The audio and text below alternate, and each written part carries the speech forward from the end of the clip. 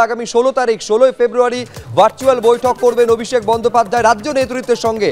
তৃণমূলের সর্বভারতীয় সাধারণ সম্পাদক অভিষেক বন্দ্যোপাধ্যায়ের এই ভার্চুয়াল বৈঠকে যেমন তৃণমূলের সাংসদরা উপস্থিত থাকবেন, বিধায়করা উপস্থিত থাকবেন তৃণমূলের ব্লক সভাপতিরাও। ফলে লোকসভা নির্বাচনের আগে সক্রিয় হচ্ছেন অভিষেক বন্দ্যোপাধ্যায়। মমতা বন্দ্যোপাধ্যায় ধর্ণা মঞ্চে গড় হাজিরা নিয়ে জল্পনার মধ্যেই সক্রিয় হচ্ছেন অভিষেক বন্দ্যোপাধ্যায়।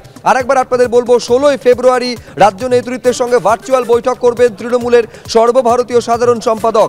এই ভার্চুয়াল বৈঠকে তৃণমূলের সাংসদ, বিধায়ক এবং ব্লক সভাপতিরা উপস্থিত থাকবেন।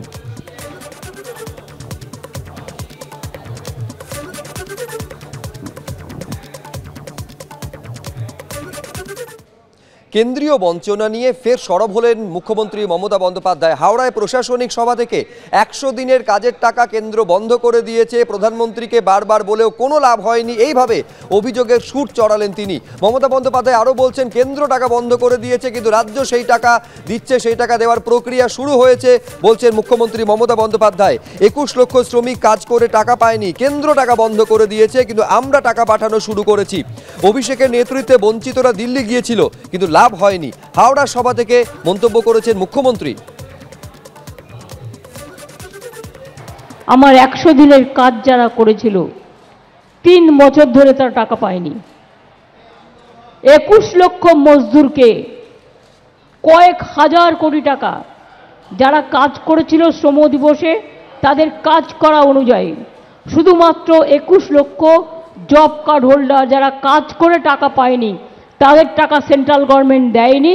এটা সেন্ট্রাল গভর্নমেন্ট স্কিম বন্ধ করে দিয়েছে, 2 বছর ধরে দেয়নি।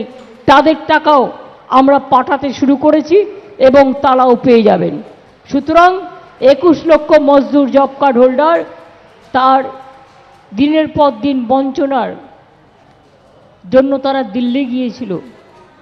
অভিষেকদের নেতৃত্বে এমপি, এমএলএ, মিনিস্টাররা, জেলা পরিষদ, পঞ্চায়েত সমিতি, গ্রাম সভা, সাধারণ মানুষ কত কষ্ট করে ট্রেন ক্যান্সেল করে দেওয়া হয়েছে, বাসে করে গিয়েছিল তারা, কত কষ্ট করে বলুন।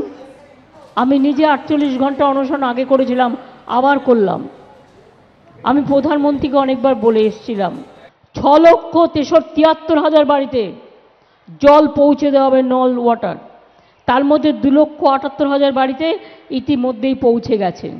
এই প্রোগ্রামটায় 75% আমরা খরচ করি, আর আমাদের টাকা থেকে যেটা জিএসটি তুলে নিয়ে যাওয়া হয় তার থেকে মাত্র 25% খরচ করে বলছে করলোকে আমরা আবার কে না বন্ধু না। প্রতিদিন জমি কিনতে আমায় টাকা দিতে হয়, পাইপ যেখান দিয়ে যাবে কোটি কোটি টাকা স্টেট গভর্নমেন্টের খরচ হচ্ছে। প্রতিদিন পাইপ লাইন পাতার জন্য টাকা খরচ হচ্ছে, আমার মেনটেনেন্স করার জন্য টাকা খরচা হচ্ছে আমাদের। অর্থাৎ 75% আমার খরচ, ওদের 25% খরচ, সেটাও একটাই মাত্র ট্যাক্স, জিএসটি ট্যাক্স। আমাদের টাকা তুলে নিয়ে গিয়ে মাছের তেলে মাছ ভাজা করে বড় বড় কথা বলে।